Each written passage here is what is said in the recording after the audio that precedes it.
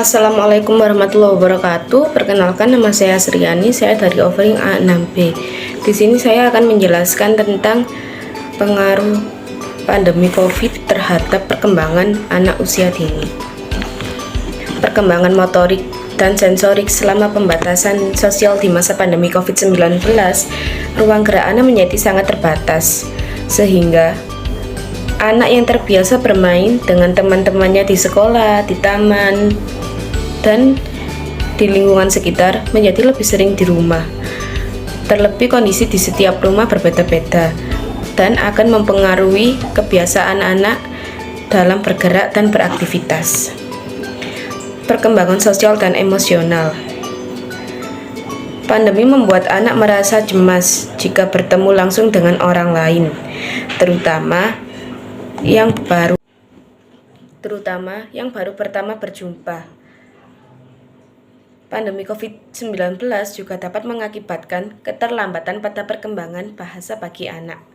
Perkembangan bahasa merupakan perpaduan perkembangan personal, sosial, dan kemampuan kognitif, mampu berbicara atau menggunakan bahasa, mendengar, memahami, menginterpretasi, dan berkomunikasi dua arah.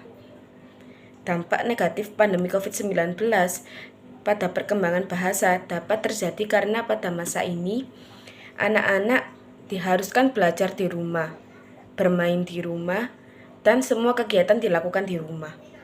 Anak-anak tidak bisa mendapatkan stimulasi langsung mengenai kemampuan kognitifnya dari sekolah atau taman-taman bermain mereka. Perkembangan motorik halus merupakan perkembangan gerak anak dengan mengkoordinasikan antara mata dengan tangan. Bagaimana anak dapat menyesuaikan kemampuannya dengan apa yang terjadi. Dampak pandemi COVID terhadap perkembangan motorik halus anak-anak dapat disebabkan karena kurangnya stimulasi sekolah dan dampak berbagai pembelajaran menggunakan media digital. Perubahan kebiasaan gaya hidup anak-anak di masa pandemi COVID-19 menyebabkan dampak negatif terhadap perkembangan motorik kasarnya. Anak-anak di masa pandemi COVID-19 ini memiliki waktu tidur 10 jam per malam. Durasi ini lebih panjang dibandingkan sebelum pandemi selama 8 jam per malam. Anak-anak memiliki waktu duduk lebih lama sehingga membuat aktivitas fisik menurun. Aktivitas fisik yang menurun dikarenakan anak-anak tidak berangkat ke sekolah, tidak ada waktu bermain keluar, dan tidak ada aktivitas olahraga.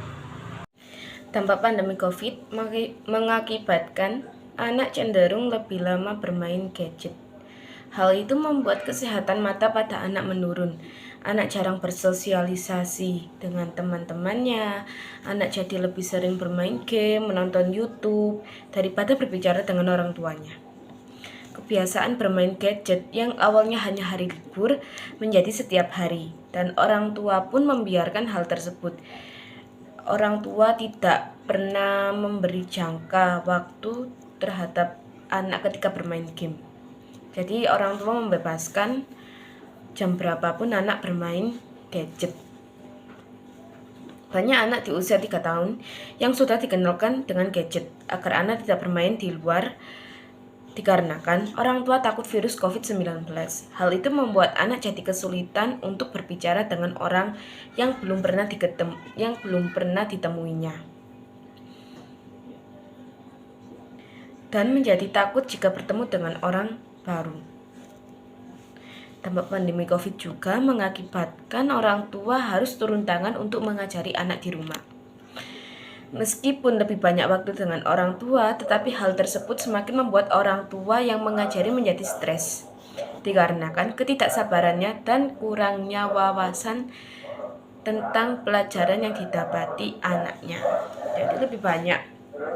Jadi kebanyakan orang tua yang harus mengajari anaknya menjadi kesulitan karena tidak paham materi yang diberikan gurunya kepada anaknya. Kebanyakan orang tua protes untuk sekolah online ini dikarenakan pandemi COVID-19. Baik, terima kasih. Mohon maaf apabila ada kekurangan ataupun kesalahan terhadap materi yang saya berikan. Akhir kata, wassalamualaikum warahmatullahi wabarakatuh.